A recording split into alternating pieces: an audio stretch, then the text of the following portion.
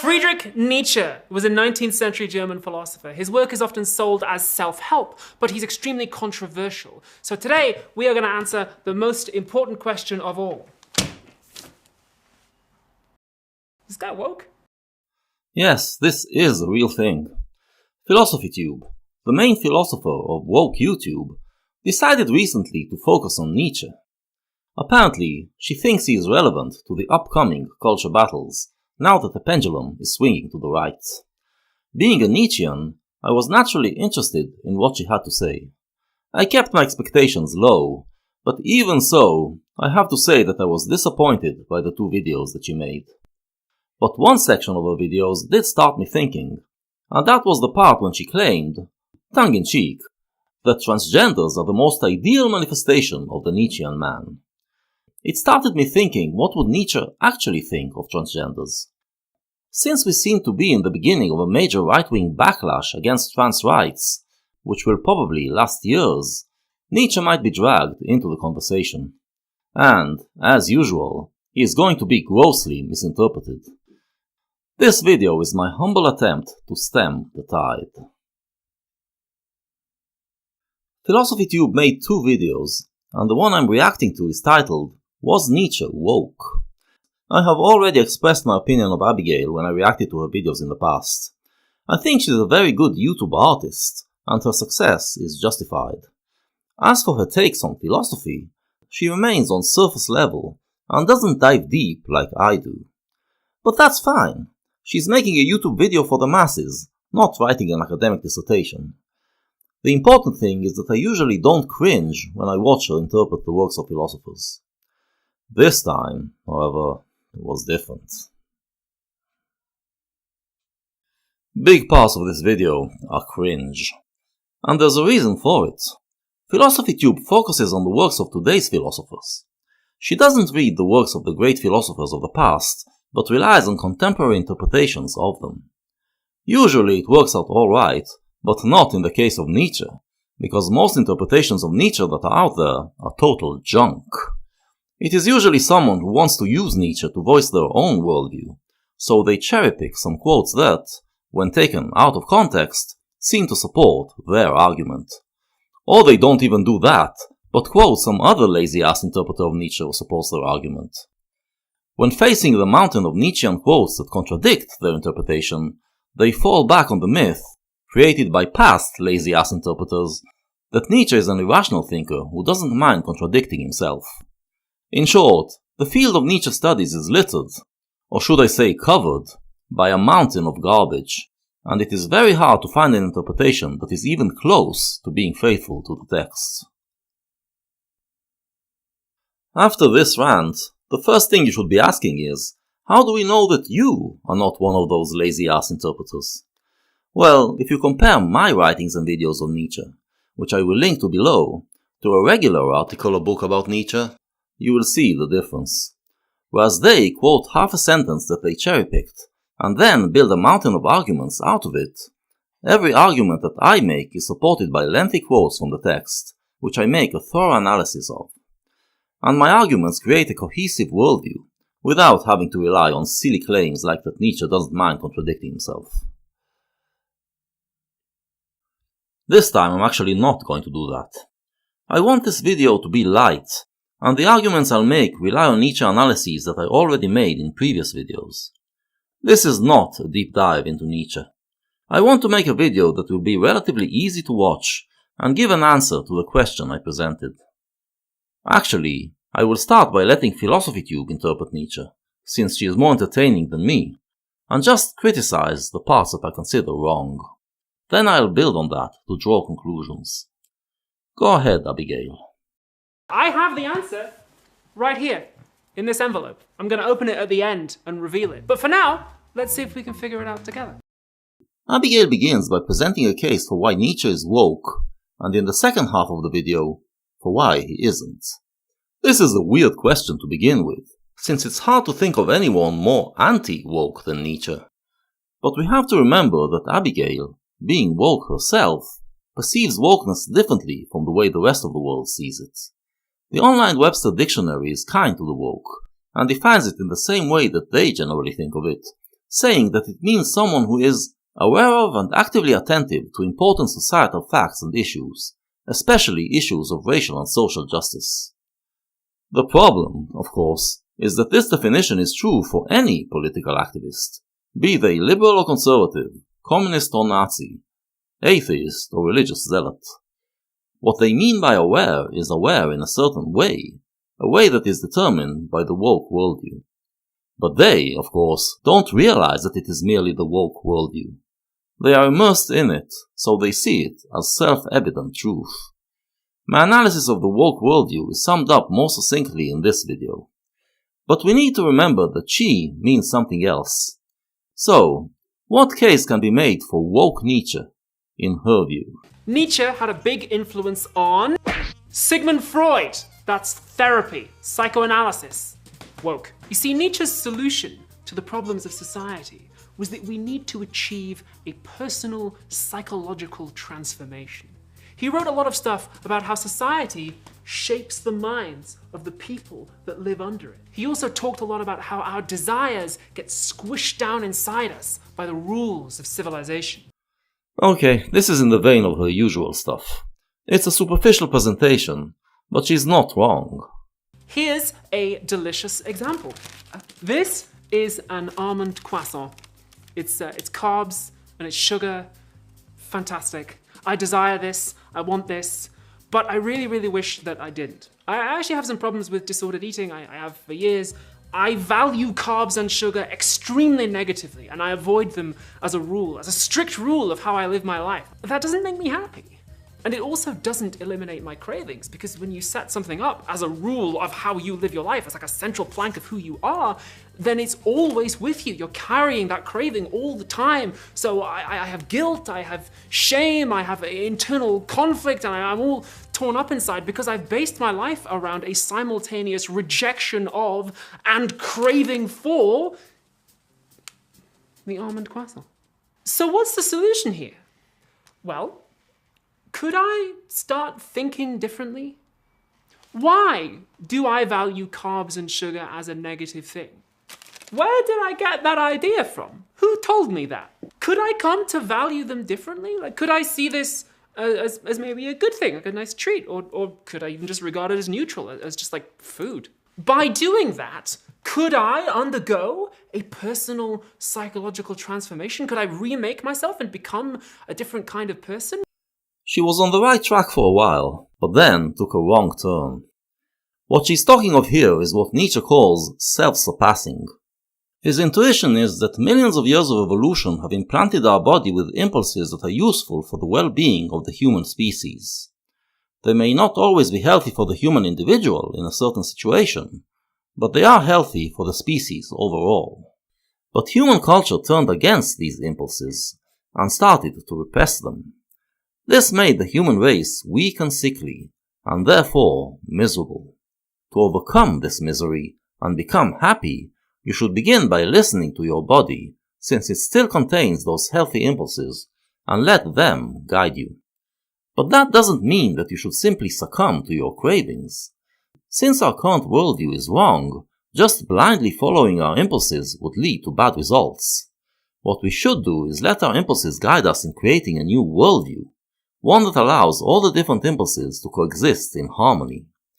As Abigail correctly says, we should learn to think differently, meaning create a new worldview in which acting by our impulses would lead to positive outlets.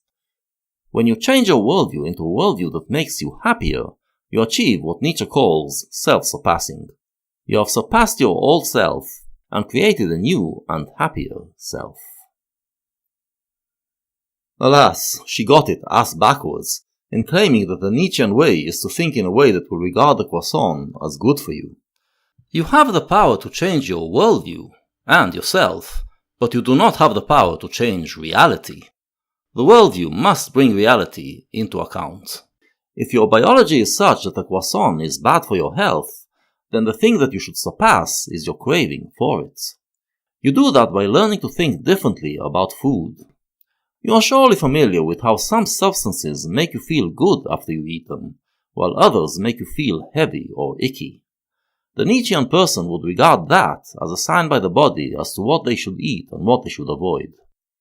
They will eat only food, and only the right amount of it, that makes them feel invigorated, and avoid eating what makes them feel heavy.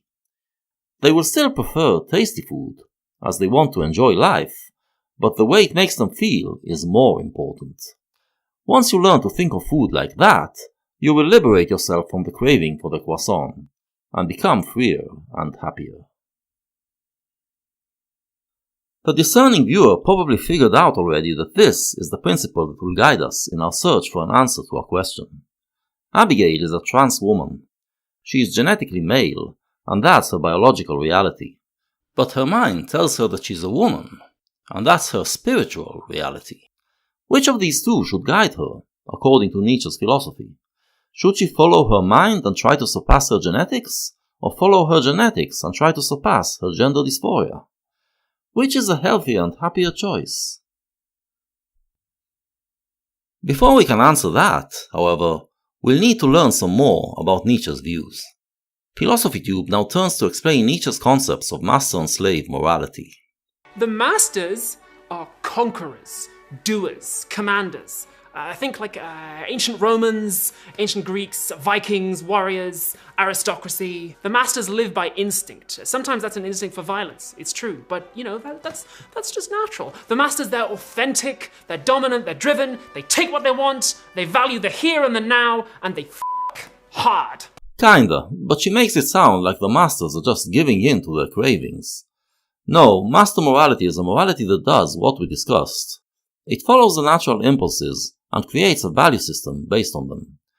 This doesn't always lead to positive and healthy results, though, since the masters might be following impulses that are actually bad for them.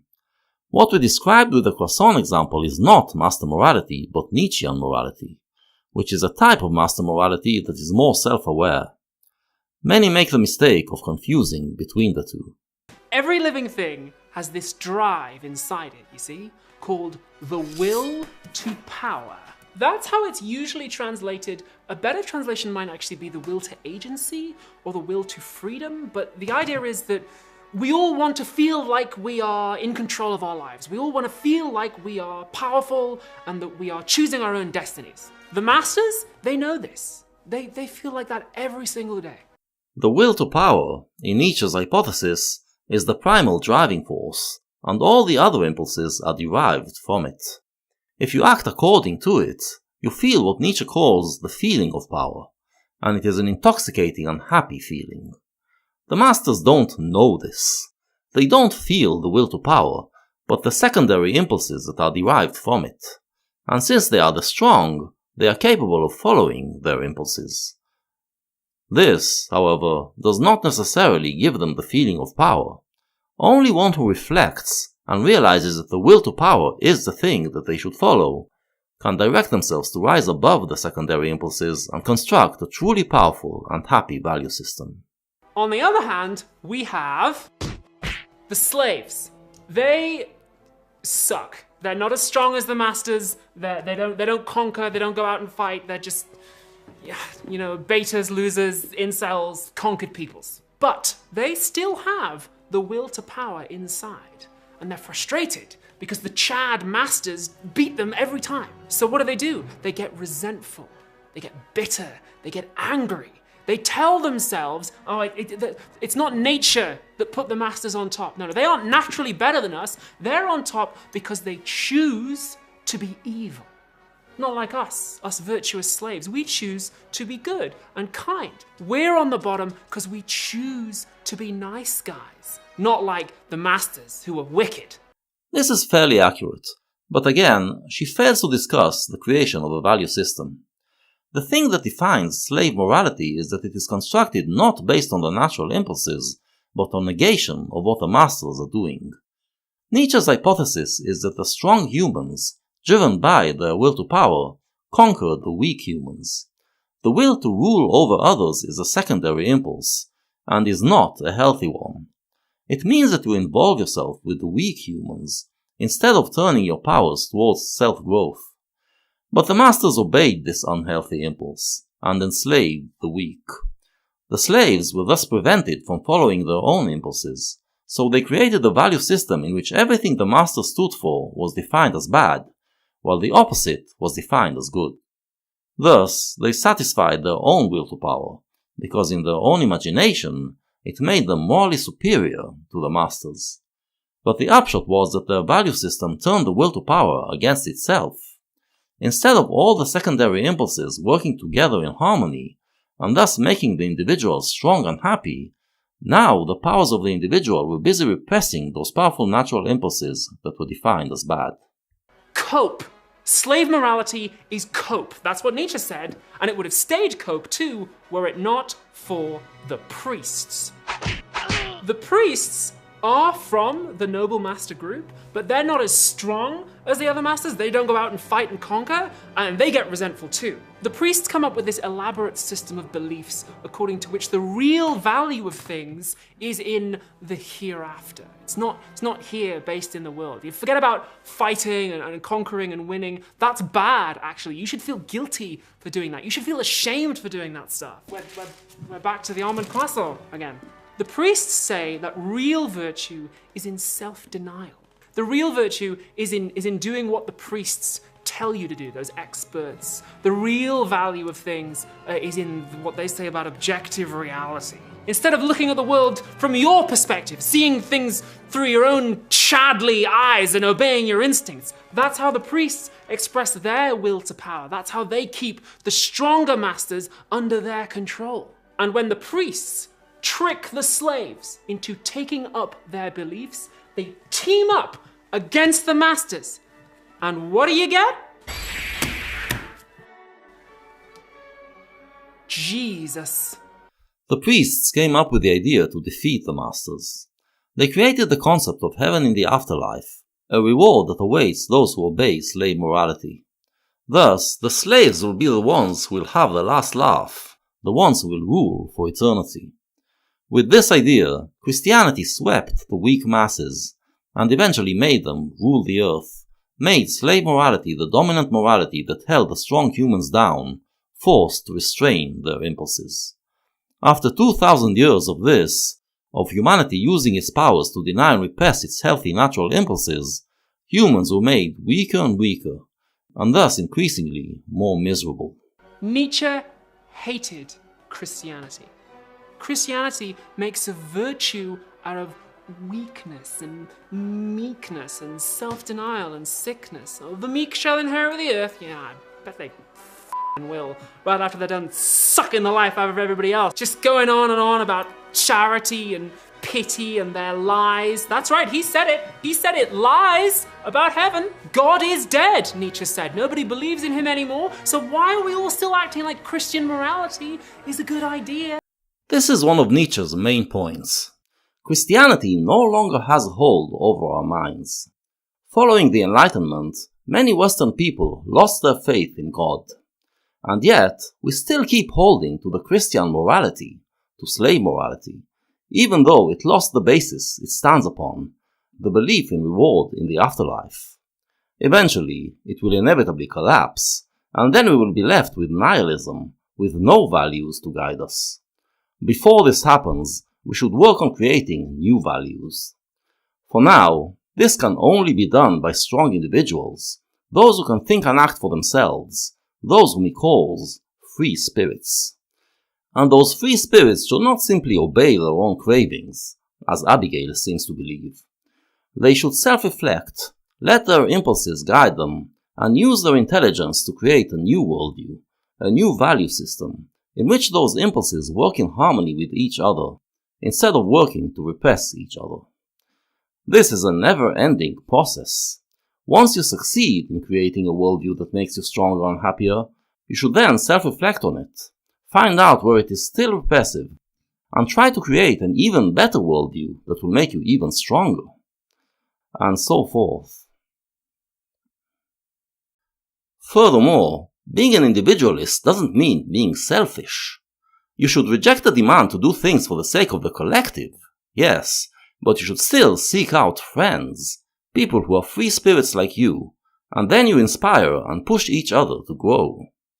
As for the weak people, those who hold on to their slave morality and herd mentality, you should simply try to avoid them as much as possible. Nietzsche said that Christianity gives you the feeling of power, like you've got all the right answers, but it doesn't give you any actual power. You're just following a set of resentful slave cope rules that are designed to keep you down and squash all your desires down inside you by calling it sin. So you waste your whole life suppressing your own childly instincts, all to get into a heaven that isn't even there. And someday soon, we're all gonna realize this. Someday, the ultimate based Chad, the Ubermensch, the overman, is gonna come and redeem all of society from this bloodless, brainless, hopeless, gutless, spineless, boneless, godless, sexless, loveless waste of my mother time!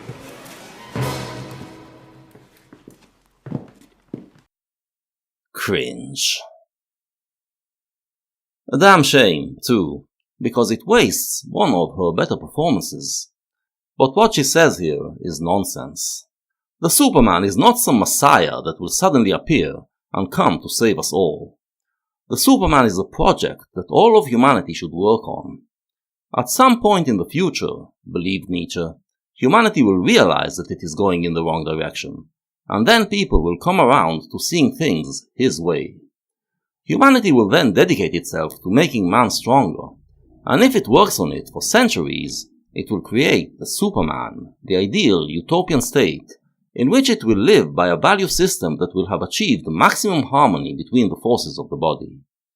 In this state, things in reality that currently bring us misery, like death, pain, and loss, will come to be seen as positive things, things that are necessary for our happiness.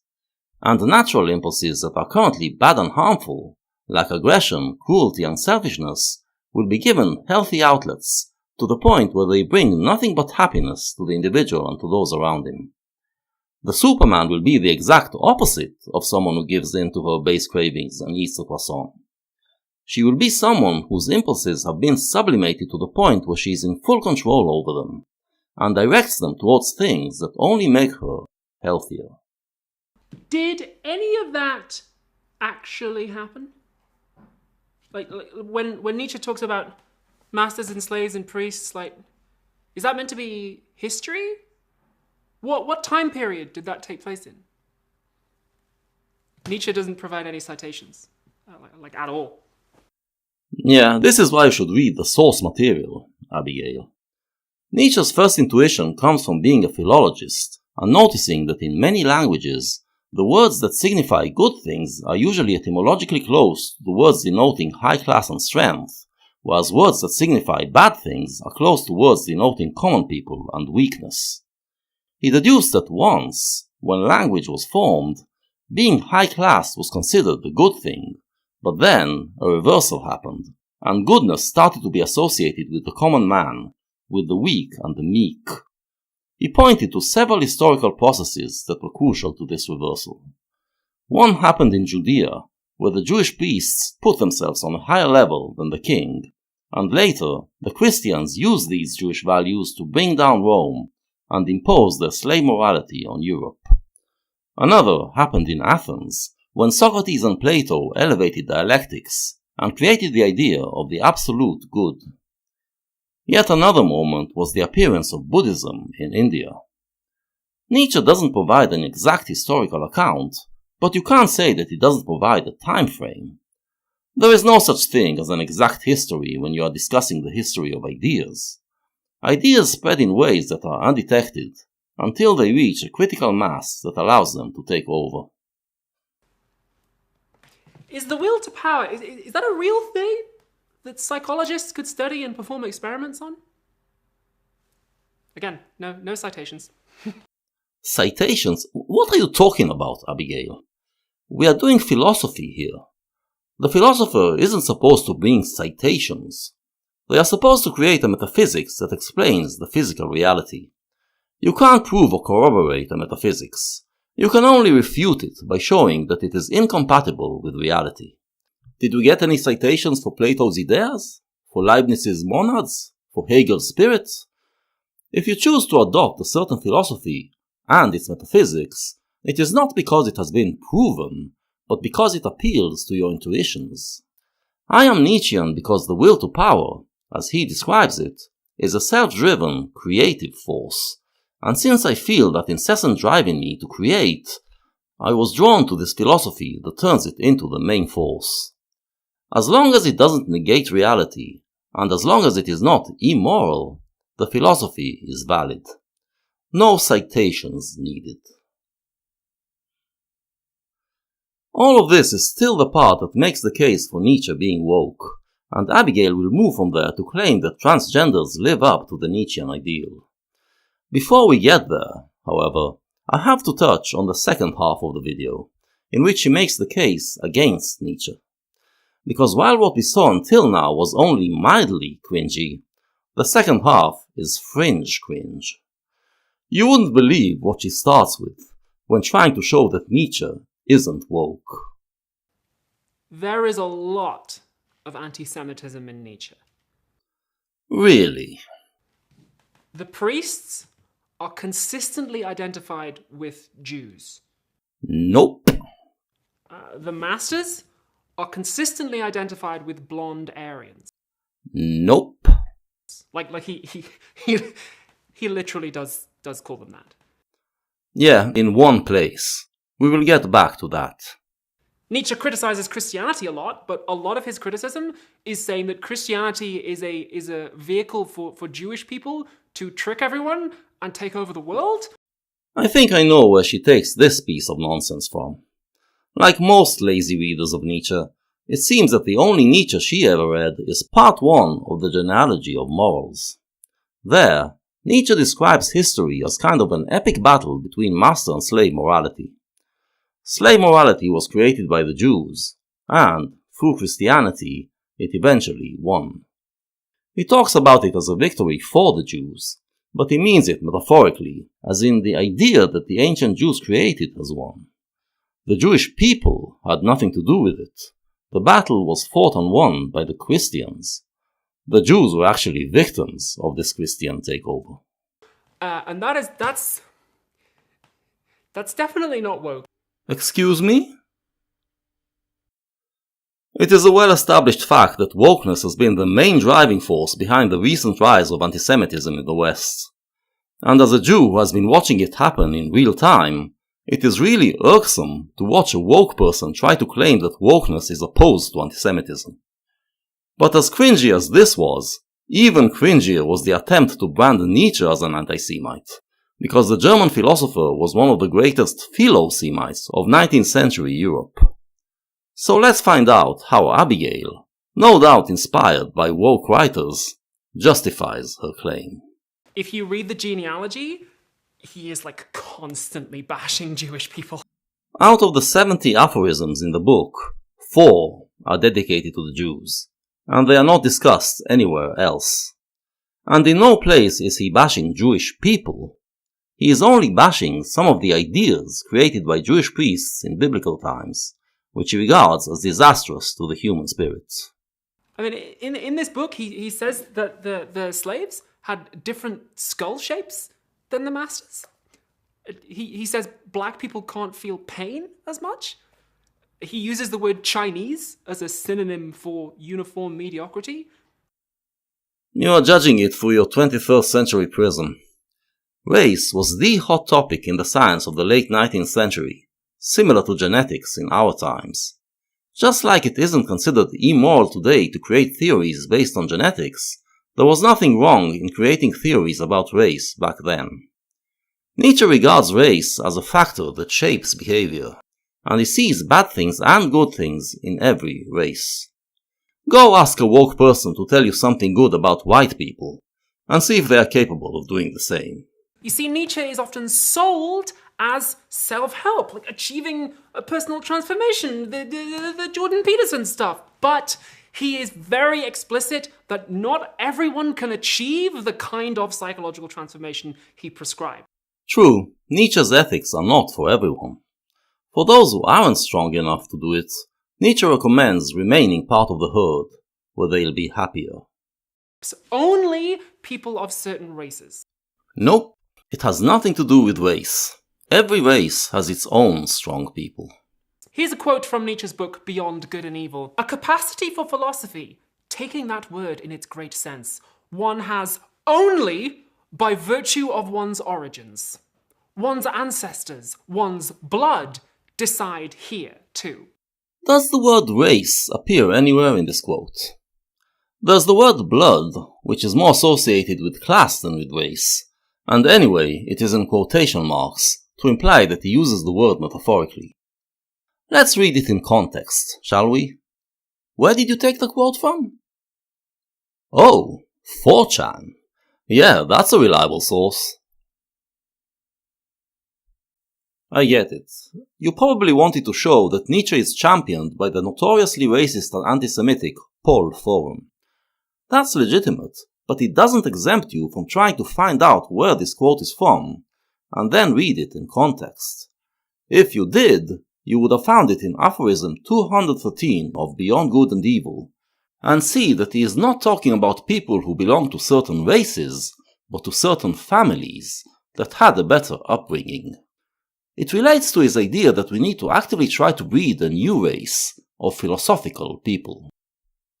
Nietzsche was indeed part of the eugenics discussion that was popular at the time, but his eugenics wasn't about purifying existing races. It was about growing new races, each representing a certain preferable type.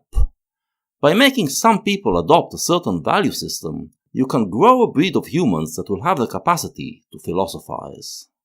It follows then that if you are a white Aryan, then you can value good things and you can transform yourself, whereas if you are pretty much anybody else, especially Jewish, then you are essentially morally, spiritually, and biologically diseased. Okay, enough of this. Abigail made no serious attempt to figure out what Nietzsche was actually about.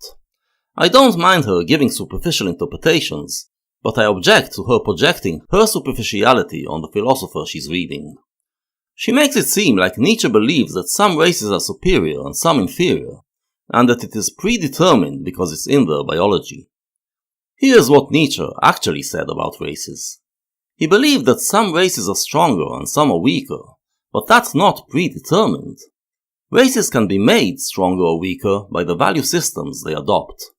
A healthier system makes the race healthier, and eventually it also has a biological effect, and it becomes biologically stronger. But it is not predetermined. When the strong races of Europe adopted Christianity, it gradually made them weak and feeble. There are no pure races anymore, argues Nietzsche. Definitely not in Europe. Today they are all mixed together, but still, every ethnicity is mixed up differently, so there are differences between them. What does he think about the German people? Are they weak or strong? Nietzsche is consistent here. He describes the Germans as a race that has been made weak and lethargic by alcohol and Christianity, to the point where they would rather obey than think for themselves.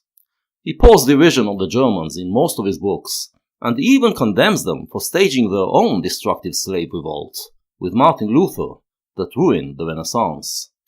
Now, this raises the suspicion that maybe he was one of those Germans who believed they had been weakened by race mixing, and wanted to purify the race. They were the ones who popularized the idea of an ancient Aryan race that came to Germany from India and Persia and was a master race. Could it be that Nietzsche was one of them? Hardly.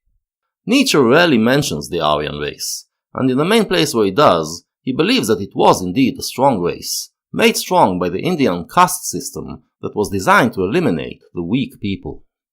In the part that Abigail referred to earlier, he talks about what happened when this strong race came to Europe, and at that time, because it was strong, it became the conquering master race. But since then, it has been made weaker, and there's no way back. It's not that the real German nature is strong, and just needs to be liberated and purified by getting rid of the mongrels and non-Germans. The biology has been altered. The only way for Germans to become stronger is to create a new value system that will make them stronger. Actually, there is one aphorism in which Nietzsche does discuss the idea of race purification, and he thinks there may be positive sides to it. But he isn't talking specifically about the German race.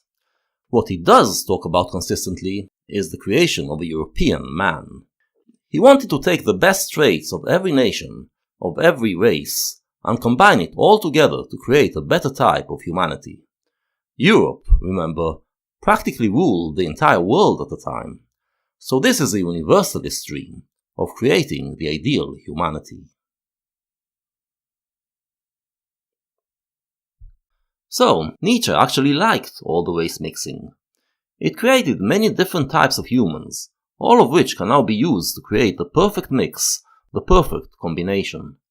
In fact, the best thing he had to say about the Germans was that they are very racially mixed, which gives them the potential to become very strong.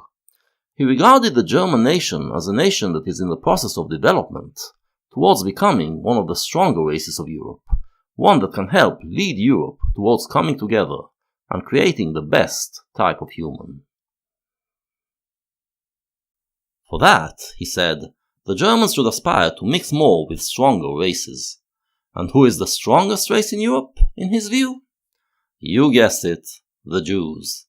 The Jews were the weaker race when they were fighting the Romans, but since then, they went through centuries of exile, in which they constantly had to find ways to survive, and that made them incredibly strong, healthy, and resilient. Even the negative things that he has to say about contemporary Jews, he always acknowledges as a sign of their strength. In the one place where he calls to limit migration of Jews to Germany, he does so because he argues that while other European nations benefit from their presence, the Germans are so weak that they will not be able to absorb the Jews in a healthy way. He despised antisemitism, and regarded it as one of the worst manifestations of slave morality. If the Jews wanted to rule Europe, as the anti-Semites believe, he said, they would have done so already, since they are strong enough to do it. But they don't want to rule, they just want to integrate. In one aphorism, Nietzsche even predicts that the Jews will eventually become the leaders of the European nations, and says that this will be a joyous day, since they will surely lead Europe to become healthier. So much for this nonsense. Sorry for the detour, but listening to a woke person accusing Nietzsche of antisemitism is about as painful as listening to Amon Goeth accuse Rosca Schindler of antisemitism. Nietzsche's views about race belong in their time, and are now outdated. But he was not a racist. Anyway, let's get, finally, to the question at hand. While still trying to make the case for woke Nietzsche, Abigail, like most lazy interpreters, tries to bend him to her worldview. Let's put it to the test, because you know what the absolute apotheosis of wokeness is? The absolute supreme woke position? That's right. We're gonna go there. Trans. I half agree. I would say that the two things that define woke most of all nowadays, with equal importance, are support for transgenders and Jew hatred. Peak woke in 2025 is to believe that if a Muslim murders a Jew and gets killed in the process, he is rewarded by going up to heaven and getting 72 virgins, one from each gender. I'm gonna make a Nietzschean argument for transness. I'm gonna do it. I'm gonna do it right now. Let's go. Some people say that being trans is a curse. They think it's weird or bad, or that we should just assimilate. There's a lot of focus on victimhood and pain. Catholic Church, they hate that shit. But, telling the government to call you by a different name? Changing your own body? That's not joining a herd. That's asserting yourself as an individual. That's performing a genealogy of your own values. That's a personal psychological transformation if I've ever seen one. Over, man? Yeah, I'd say I'm pretty over it. For centuries, they've called us weird or mad or perverts. That was the dominant morality. I mean, look at what they're doing now. They're trying to use the entire force of the United States government to stop us, and they still can't do it. But when you transition, you say, all of those people are wrong, and this is sick, actually. Let me ride the lightning. Let me gamble it all. And when I get to heaven, God better call me by she, her pronouns, or I'm not going in. You see? It works. Alright, finally, this is the part I want to address.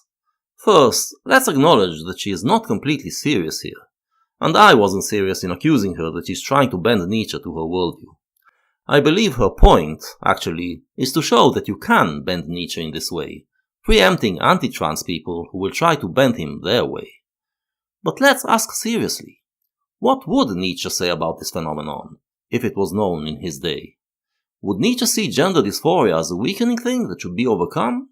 Or would he see the transition process as a heroic way of creating yourself newer and stronger? Well, as mentioned, Nietzsche regards our body as a thing that should guide us. The body contains within it all the wisdom accumulated in millions of years of evolution. So, you might say, this means that we should follow our biological reality, right? If you have a male body, then you should be a man. Well, not so fast. Nietzsche regards the mind as a limb of the body. If you feel alienated to your male body and feel a strong need to become a woman, then it is an impulse like any other natural impulse. There is no such thing as a wrong impulse, in Nietzsche's view. In his book Thus Spake Zarathustra, the Nietzschean prophet Zarathustra happens upon a colony of disabled people, who half expect him to heal them like Jesus did. But Zarathustra says it would be wrong to take away their disability, because it is part of their spirit. Furthermore, everything that human nature contains, including the disabilities, is a necessary part of the mix out of which we can create the Superman. The question, then, should be, what is the way for the transgender to achieve power and harmony? They can try to repress their impulse to transition, but if it is a very strong impulse, then constantly repressing it would take all the energy they have and drain them of their power. It would be better to go ahead with the transition and try to achieve a higher and stronger harmony. But here, reality seems to show us that it is very hard for a transgender to live up to the Nietzschean ideal. Most transgenders I've encountered were quite a mess when it came to living at peace with their biology, and their existence seemed very disharmonic. Does that mean that they can't be Nietzschean?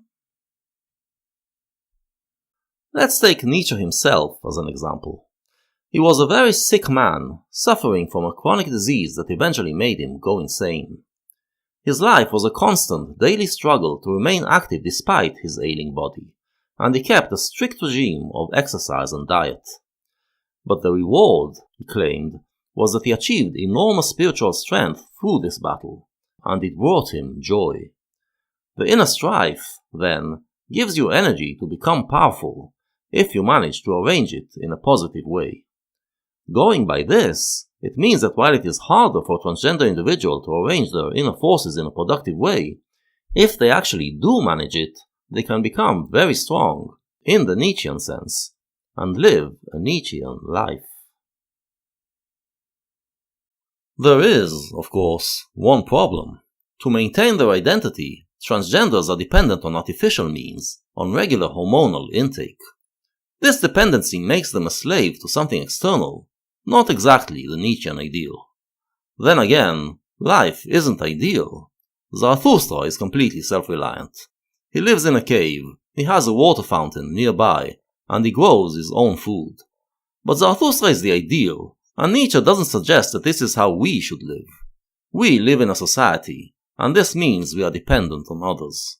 I'm sure that if Nietzsche had access to medicine that he had to take regularly, and would have allowed him to keep living with his disease without going insane, he would have taken it.